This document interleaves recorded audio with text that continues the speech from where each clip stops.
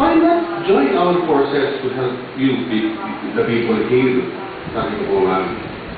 At tungkol po naman po, bakit CMO po yung ginagawa po namin? It's true na matagal na po yung natin, yung insurgency problem natin. In fact, more po 40 years na po natin.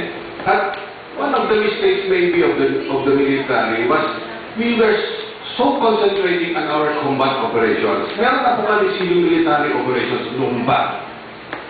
At ang ina-address lang namin noon yung armed group. Kaya, bakit ang dami nang namatay na NPA, bakit hindi matapos-tapos? We fail to consider one of the critical factors in insurgency problem, the people. Kaya nag-change kami ng paradigm.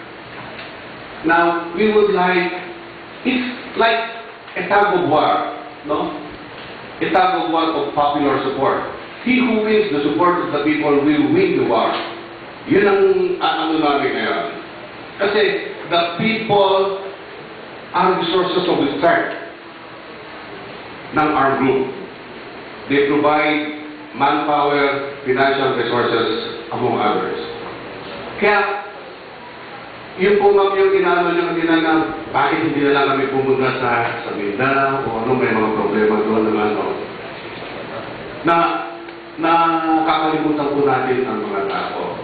That's why, kung titignan po natin ang strategy ng komunista, yung basic strategy nila na encircling the cities from the countrysides, nakikita niya po na bakit gusto nilang malakas sa Central Luzon at sa